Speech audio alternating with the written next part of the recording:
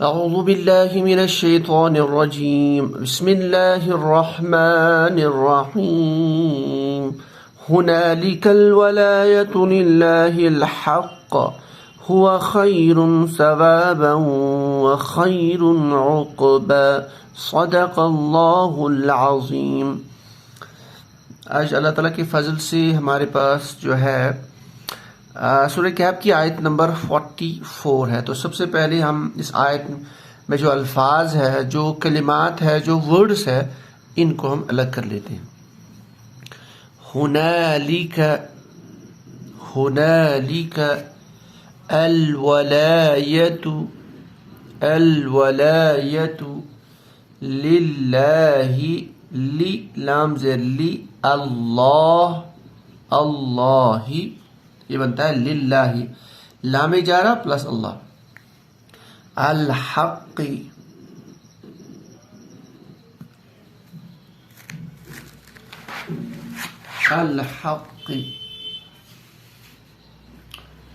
ٹھیک ہے۔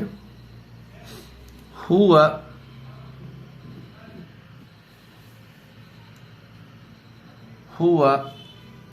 خیر ثوابا و خیر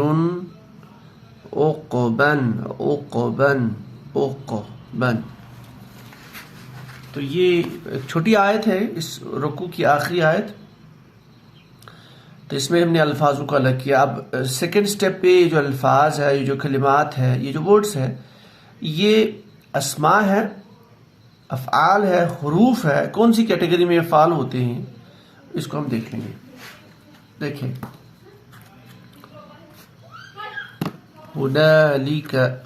ہنالک جس طرح استعمال کرتے ہیں نا، ہنا کا، یہ اسی پیٹرن پہ ہے۔ دیکھو ہنالک، اس میں لام ایکسٹرا ہے، لام یہ جو لام کسرہ کے ساتھ طرح آپ دیکھ رہے ہیں، یہ ایکسٹرا ہے، ادروائز یہ ہنا کا ہے۔ اس طرح ہم کہتے ہیں نا لینگویج میں، ہنا کا، ہا ہنا، ٹھیک ہے، یہاں وہاں، اس طرح سے۔ تو یہ اسم ہے، تو یہ آپ کا ناؤن ہے، جیسے ہم کہتے ہیں ہاذا، ہادانی، ہاتانی، ہاتینی، ہاؤلائی، تو اس طرح سے اسی کیٹیگری کا ہے یہ بھی۔ تو یہ آپ کا ناؤن بنتا ہے۔ تو رائٹ ناؤن، تو یہ آپ کا اسم ہے۔ الولایت جو لفظ ہے، اس میں ایک تو الف لام ہے ابتدا میں، اور آخر پہ گول تعبیر دکھ رہا میں، تو یہ دونوں اسم کی علامت ہے، ٹھیک ہے۔ تو یہ آپ کا اسم ناؤن۔ للہ، تو للہ میں ابتدا میں یہ لام کسرہ والا اللہ کے ساتھ ملا ہے، تو یہ لامی جارہ ہے۔ تو لامی جارہ ہے تو یہ حروف کی کیٹیگری میں سے ہے، اور لامی جارہ یعنی حروف جارہ جو ہے یہ اسم پہ داخل ہوتا ہے لازماً، تو اس کے بعد اسمی ہوگا، تو اللہ اسم ہے اور اسم جلالہ بھی ہے، تو بہرحال یہ اسم ہے، اس کو ہمیں پہچاننے میں کوئی اتنا مسئلہ نہیں آنا چاہیے۔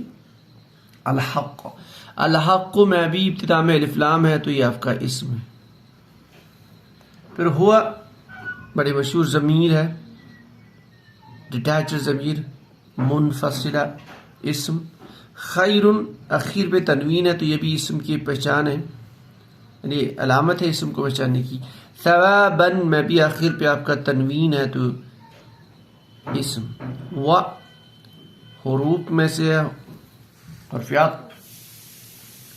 خیر اس پہ بھی آخر را پہ تنوین ہے، تو اسم۔ عقبا اس پہ بھی آخر پہ تنوین ہے، تو تنوین موٹی علامت ہے اسم کو پہچاننے کی۔ تو اب دیکھیے یہ جو آیت ہے، یہ بڑی انٹرسٹنگ آیت ہے، اس حساب سے اس میں کوئی بھی فعل، کوئی بھی ورب نہیں آ رہا۔ اب یہاں پہ ہمیں تھوڑا سا ایک چیز ذہن نشین کر لیں، اسم اور حروف تو اسم اور فعل کو جوڑنے کے لیے ہوتا ہے۔ حروف جو ہے، ہم جب اس کو ڈیفائن کرتے ہیں حرف کو، اس کا اپنا کوئی معنی نہیں ہوتا ہے، نہ تو اس کے زمانے کے ساتھ کوئی تعلق ہوتا ہے، لیکن یہ اسماء اور افعال کو جوڑتا ہے، پھر کچھ معنی دیتا ہے۔ تو حروف کو تو ہم نیگلیکٹ کر لیتے ہیں۔ تو بنیادی طور پر جو عربی زبان ہے یا یہ جو لینگویج ہے، اس میں دو امپورٹنٹ چیزیں ہیں، دو بلڈنگ بلاکس ہیں، دو برکس ہیں، ایک اسم، ایک فعل۔ دونوں میں کیا فرق ہے؟ فعل کا زمانے کے ساتھ تعلق ہوتا ہے، زمانے کے ساتھ جڑا ہوتا ہے، اور اسم جو ہے اس کا زمانے سے جڑا نہیں ہوتا ہے. یعنی یوں کہہ سکتے ہیں اسم کا معنی اوریجنل ہوتا ہے، دائم ہوتا ہے، اور فعل ویری کرتا ہے. ٹھیک ہے، تو اس حساب سے آپ کہہ سکتے ہو کہ اسم کا سٹیٹس بڑا ہے. ٹھیک ہے، دائمی معنی یہ آپ ذہن میں رکھ لیجیے. تو اس آیت میں کوئی بھی فعل نہیں آ رہا ہے اس میں. اس کا مطلب جس کے بارے میں بات بتائی جا رہی ہے یہ دائم ہے، یہ اصل ہے، اور یہاں پہ اللہ تعالیٰ کے بارے میں بتایا جا رہا ہے اس آیت میں. دیکھیں اب چلتے ہیں اس کی گرامیٹیکل انالیسس میں اور اس کے ٹرانسلیشن کا جو چھوٹا مختصر ہمارے پاس جو ٹرانسلیشن یا چھوٹی تفسیر آئی وہ دیکھ لیں گے. ہنالکا، سے میں نے کہا کہ ہنا کا ہم جانتے ہیں. ٹھیک ہے، تو سیم پیٹرن پہ یہ ہنالکا ہے، تو اس میں ایکسٹرا یہ لام کسرہ ہے، معنی ایک ہی ہے، وہاں. اس طرح تو ہم لکھیں گے وہاں، دیر. ہنالکا الولایت للہ الحق. الولایت یہ ورڈ ہے ولایتن، تو ولایتن میں جب ہم نے الف لام داخل کیا بن گیا الولایت، ایک پیش گر گیا. یہ ولایت جو ہے یہ اختیار کے میننگ میں، چونکہ یہ اسم ہے اس کا معنی ہے اختیار، یا یوں کہیے آپ طاقت، یا یوں کہیے کہ مالک ہونا، اس طرح سے اختیار. ٹھیک ہے، تو وہاں اختیار، وہاں جو اقتدار ہے، وہاں جو بادشاہیت ہے، وہاں. ابھی اس کا کہاں مراد ہے؟ سیدھی سی بات ہے، ایک بات تو ذہن میں آ رہی ہے کہ آخرت کی طرف. ٹھیک ہے، ایک بات یہ آ رہی ہے للہ الحق. للہ، پہلے ہم یہ لام کو نکالے تو یہ بنے گا اللہ، اگر اس کو ایسے لکھیے تو یہ بنے گا اللہ الحق، اس طرح سے. اب یہ دونوں جو ہے یہ بھی مرفوع ہے، یہ بھی مرفوع ہے، دونوں معرفہ ہے، دونوں کی حالت ایک جیسی. تو یہ بیسیکلی موصوف صفت کنسٹرکشن ہے. ٹھیک ہے، یعنی یہ اگر موصوف ہم مان لیں تو اس کی صفت ہے. الحق برحق، سچ برحق. یہ برحق کس کی صفت ہوگی؟ اللہ کی صفت. یعنی ہم اس کا ٹرانسلیشن کریں گے اللہ برحق.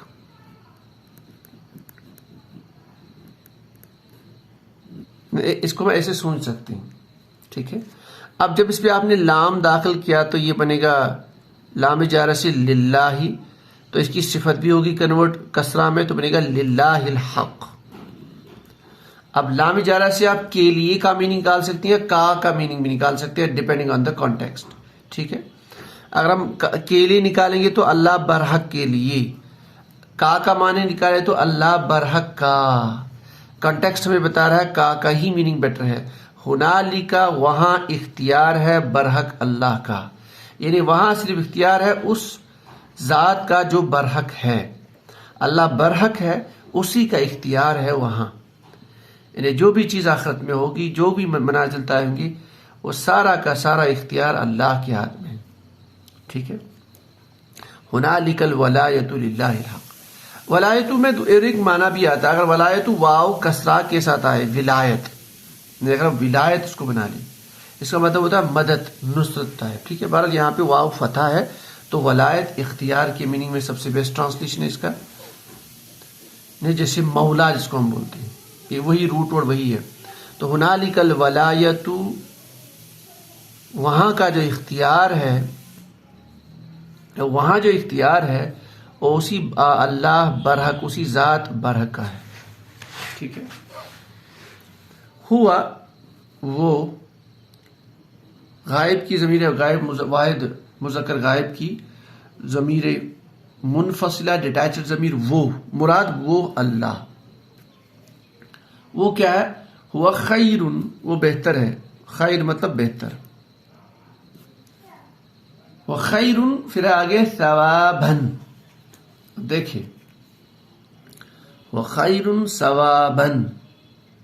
ٹھیک ہے، جب ہم نے کہا نا وہ خیر، وہ بہتر ہے. اب ذہن میں آ رہا نا، دیکھیے ذہن میں آ رہا ہے کیا بہتر ہے. اس کا مطلب ابہام آ رہا. تو ابہام کو اس کو بولتے ہیں تمیز کا کانسیپٹ عربی زبان میں، عربی گرامر میں. تو یہ جو خیرن ہے جس میں ابہام ہے اس کو ممیز بولتے ہیں. اس کے بعد جو اسم لائے گا اس ابہام کو دور کرنے کے لیے، اس شک کو دور کرنے کے لیے، ایمبیگوٹی کو دور کرنے کے لیے، پروبیبلٹی کو دور کرنے کے لیے اس اسم کو تمیز بولا جاتا ہے. اور تمیز عربی زبان میں منصوب ہوتا ہے، اس لیے یہ ثوابن نہیں، یہ ثوابن ہے. تو یہ تمیز ہے اس ممیز کا. ٹھیک، ثوابن. دیکھو ثواب کا میننگ ہم نارملی استعمال کرتے ہیں، یعنی ایک کیا کہہ سکتے ہیں اسے، جب انسان کوئی نیکی کرتا ہے تو اس کے لیے کوئی چیز لکھی جاتی ہے، ثواب لکھا جاتا ہے، اس کے کریڈٹ میں کوئی چیز لکھی جاتی ہے اس کے بدلے جو کام کرتا ہے. اب دیکھیے یہاں ہم کہیں گے کہ وہ بہتر ثواب ہے. اب کیا بہتر ثواب ہے؟ اب اللہ بہتر ثواب ہے، اسے بہتر. اس لیے علماء نے لکھا ہے کہ یہاں جو ثوابن ہے، یہ ورڈ ثوابن یہ اس میں فاعل کے طور پر استعمال ہوا ہے. اس میں فاعل ایکٹیو پارٹیسپل، اگرچہ ایکٹیو پارٹیسپل کے رولز میں یہ نہیں آ رہا. اس میں فاعل عربی زبان میں فاعل ان کے وزن پہ ہوتا ہے اگر ثلاثی مجرد سے بنا ہو. اگر ثلاثی مجرد سے نہ بنا ہو، ثلاثی مزید فی سے بنا ہو، تو پھر رولز دیکھنے پڑتے ہیں، لیکن وہ رولز بھی یہاں پہ فٹ نہیں ہوتے ہیں. لیکن یہ ثوابن جو ہے اس میں فاعل کے طور پر بھی استعمال ہوتا ہے کانٹیکسٹ کے اکارڈنگ. تو یہاں پہ کانٹیکسٹ کیونکہ اللہ کے بارے میں بتاتا ہے وہ خیر ثوابن، جب ہم نے اس کو اسم الفاعل بنایا ثواب دینے والا، اس کا ٹرانسلیٹ کریں گے تو وہ بہتر ثواب دینے والا ہے، وہ بہتر ثواب دینے والا ہے. واو حرف عطف اور ہوا کے بارے میں فردر مزید جانکاری ہے. کیا ہے؟ ہوا خیرن، وہ بہتر ہے. کیا بہتر ہے؟ دوبارہ ابہام آ رہا، دوبارہ تمیز کا کانسیپٹ آئے گا، آگے اسم آئے گا منصوب. یہاں پہ عقبن، عقبن. ٹھیک ہے، عقبن کا مطلب ہے بدلہ. بدلہ، چونکہ دوبارہ اس کو ہم اسم الفاعل کے طور پر استعمال کریں گے تو بدلہ دینے والا اس کا ہم ٹرانسلیشن لکھ سکتے ہیں. یعنی ہوا خیرن، وہ اللہ جو برحق ہے، جس کو اختیار ہے یہاں پورا کا پورا. وہ خیرن ثوابن، وہ بہتر ثواب دینے والا ہے. واو اور وہ خیرن عقبن، وہ بہتر بدلہ دینے والا ہے. یعنی جب دنیا ختم ہوگی تو آخرت میں بہتر سے بہتر ثواب دینے والا صرف ایک ہے، اللہ، اور وہ برحق ہے وہاں کا، اس کا اختیار صرف اسی کو ہوگا. ٹھیک ہے، جو ہم شفاعت کی بات کرتے ہیں کہ کچھ لوگ شفاعت کریں گے، حافظ قرآن شفاعت کرے گا، نبی شفاعت کریں گے، لیکن وہ شفاعت کریں گے جب اللہ ان کو اجازت دے گا، اللہ باذن اللہ، جب اللہ اجازت دے گا. لیکن ایسے دیکھیں تو اختیار صرف اللہ کو ہے، جو برحق ذات ہے. ہنالک الولایۃ للہ الحق، وہاں اختیار صرف اس برحق ذات کو ہے، اللہ کو جو برحق ہے. وہ خیر ثوابا، اور وہ اللہ ہوا خیر ثوابا، وہ بہتر ثواب دینے والا ہے. وہ خیر عقبا، اور وہ بہتر بدلہ دینے والا ہے. اس کو ہم یوز کر سکتے ہیں دنیا کے اعتبار سے بھی. ٹھیک ہے، تو اس کو یہاں پہ بھی فٹ کر سکتے ہیں. جو باغ والوں کا قصہ ہے اس پہ بھی اس کو اپلائی کیا جا سکتا ہے، چونکہ یہ اسی کے ریلیٹڈ ہے. آخری آیت، اس کے بعد میں نیا رکوع شروع ہوتا ہے. تو چونکہ جو ماقبل کی جو آیات چل رہی تھی اس میں باغ والا، جو دوسرا باغ والا تھا، اس کے پاس بہت سارا پیسہ تھا، بہت ساری نعمتیں تھی، بہت سارے باغات تھے، وہ اللہ کا ناشکرہ تھا، اس پہ آفت آ گئی. پھر آخر میں وہ اب یوں کہیے کہ پشیمان ہو گیا، وہ سمجھ گیا حقیقت کو. تو پھر واقعتاً وہ یہ بھی سوچ رہا ہوگا کہ یہاں جو پورا اختیار ہے میرے ہاتھ میں نہیں ہے، کسی تکبر کرنے والے کے ہاتھ میں نہیں ہے. بظاہر دنیا میں کوئی بھی کتنا بھی بڑا ہو اس کے ہاتھ میں طاقت نہیں ہے. تو طاقت کس کے ہاتھ میں؟ الولایۃ للہ الحق، پورا اختیار. پورا اختیار کس کو ہے؟ خود مختار تو کون ہے؟ وہ برحق اللہ ہے. وہ خیر ثوابا، وہ بہتر دینے والا ہے ثواب، اور بہتر بدلہ دینے والا ہے. تو اس کو آپ دونوں اینگل میں دیکھ سکتے ہیں. تو یہ آج کی ہماری چھوٹی سی آیت تھی. اب دیکھیے یہاں ساری اسماء آ رہے ہیں نا، کیونکہ اللہ کے بارے میں بتایا جا رہا ہے. یہ بڑی امپورٹنٹ چیز ہے. یہ سارا جو چیزیں ہیں، یہ پراپرٹی جو ہے یہ اس ذات کے ساتھ جڑے ہیں، ان کا ٹائم کے ساتھ تعلق نہیں ہے.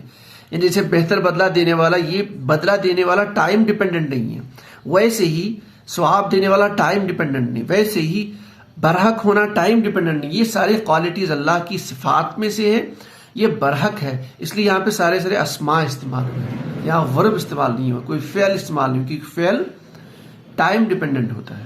ٹھیک ہے، تو یہ آج کی ہماری آیت تھی. کوئی بھی اگر سوال ہو تو آپ لکھ سکتے ہو کمنٹس میں، یا کوئی آپ چاہتے ہو کہ اس میں اور انفارمیشن آپ کے پاس ہے تو آپ ضرور شیئر کر لیں. تو انشاءاللہ ہم بھی اس کو اور انڈرسٹینڈ کرنے کی کوشش کریں گے. آج کے پاس ہمارے پاس بس یہی ایک آیت تھی، انشاءاللہ آگے دیکھیں گے اگلی سنڈے کو. تو سبحان ربک رب العزت عما یصفون وسلام علی المرسلین والحمد للہ رب العالمین. اللهم رب اشرح لي صدري ويسر لي امري واحلل عقدة من لساني يفقهوا قولي رب زدني علما. اللهم رب زدني علما نافعا.